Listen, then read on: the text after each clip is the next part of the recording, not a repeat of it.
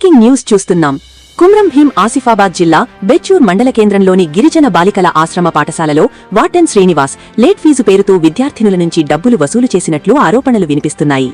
వేసవి సెలవుల అనంతరం పాఠశాలకు ఆలస్యంగా హాజరైన విద్యార్థినులు ఒక్కొక్కరు 200 రూపాయల చొప్పున జరిమానా చెల్లించాలని వార్డెన్ ఆదేశించినట్లు సమాచారం. ఈ నేపథ్యంలో విద్యార్థినుల తల్లిదండ్రులు పాఠశాలకు చేరుకుని ప్రభుత్వ ఆశ్రమ పాఠశాలలో విద్యార్థుల నుంచి డబ్బులు వసూలు చేయడమేంటని వార్డెన్ను ప్రశ్నించారు. లేట్ ఫీజు పేరుతో డబ్బులు తీసుకోవడం అన్యాయమని విద్యార్థుల తల్లిదండ్రులు ఆగ్రహం వ్యక్తం చేశారు. ఈ ఘటనపై సంబంధిత ఉన్నతాధికారులు విచారణ జరిపి తగిన చర్యలు తీసుకోవాలని తల్లిదండ్రులు డిమాండ్ చేస్తున్నారు.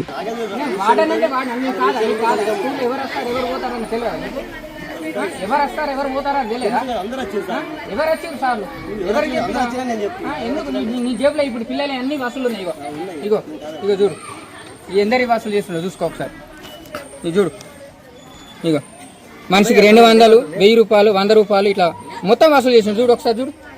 అంటే న్యాయంగా మాట్లాడితే కళ్ళుగా ఉన్న కనబడుతున్నా నీకు ఎట్లా కనబడుతున్నా? నేను చేయట్లేదా? నేను కనబడట్లేదా నీకు? మనిషి మీది ఎవరు? కమరగా పెంచుకెళ్ళిపేట మండలం కమరగా. మీ ఎంతమంది పిల్లలు వచ్చారు మీ దగ్గర నుండి? మా దగ్గర నుండి దాదాపు ఒక 8 మంది 6 ఉంటారు. అందరి దగ్గరికి 200? లేదు, వాళ్ళు ముందు వచ్చారు. నా కూతురు మాత్రం అనుకోవచ్చు.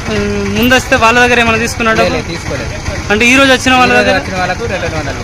ఎంతమంది దగ్గర తీసుకున్నాడు? చాలా మంది దగ్గర తీసుకున్నాడు. లైన్ పెట్టి తీసుకుంటాడు. రాసుకున్నాడు కూడా. ఇప్పుడు ఉన్నారా? బుక్ ఉంది. బుక్ కూడా ఉన్నది. మీ అమ్మాయి పేరేంది? అంకిత. ఇంటి పేరు? కొర్తేటి అంకిత. ఏ క్లాస్? 10th class.